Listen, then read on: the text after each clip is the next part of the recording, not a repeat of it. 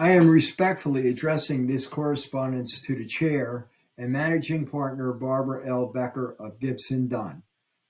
In regard to Bob Dylan's stealing of James Damiano songs, may I make notice that this correspondence is evidence in a federal lawsuit.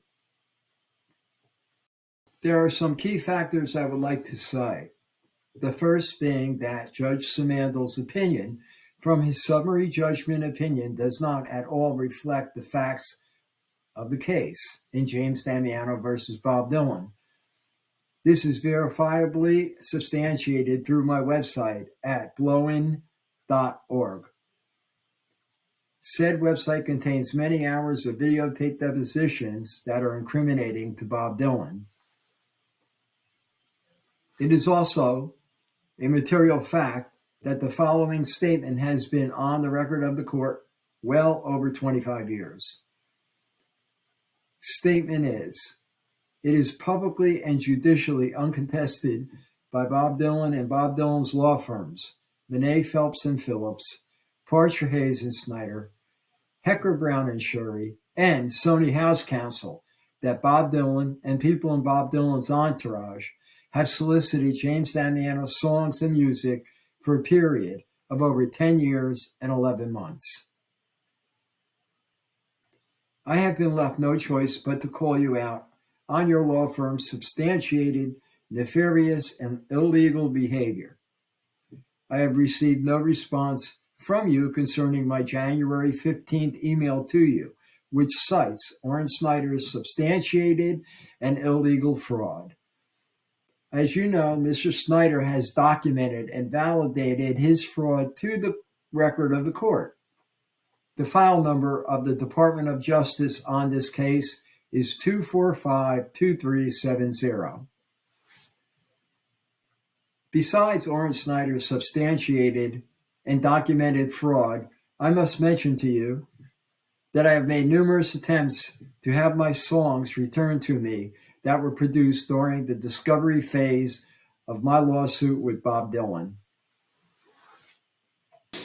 In detail, there were 25 boxes with anywhere from 200 to 400 finished and unfinished songs in each box.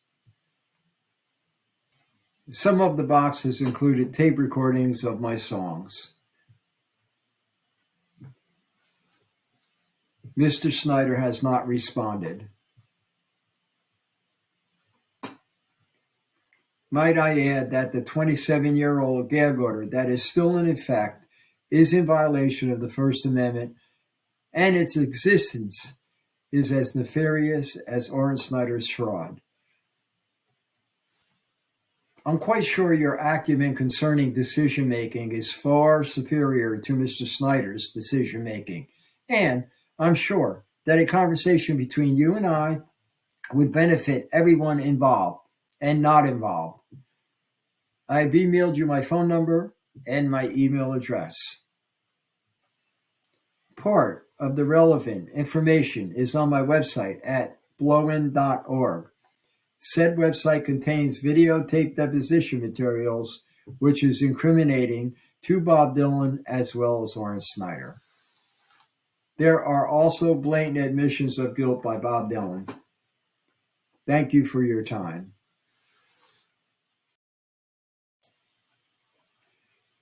Please allow me to introduce a small portion of the deposition materials which incriminate Bob Dylan and also Bob Dylan's lead attorney, Oren Snyder.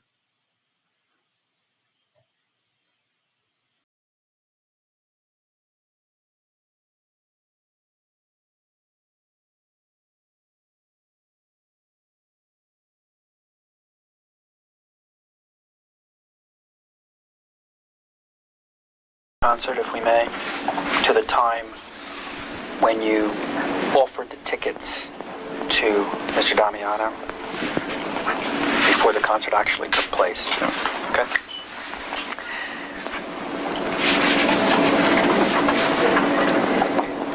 During that point in time when you offered the tickets to him and before he actually went to the concert, Did you ever say to him or suggest to him that maybe he should bring some of his songs with him? No, I did not.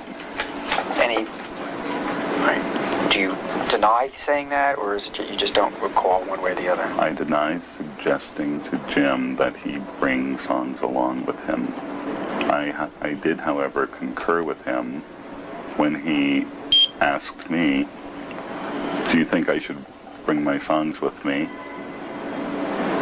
I said, sure, why not? What could it hurt? Have you ever lied to Mr. Damiano? Yes. And can you list for me the times that you lied to him? Many times, not many times, but on those occasions when he would ask me, could I pass on something to Mr. Dillon? I may have said to him, I'll try and pass it along, or words to that effect.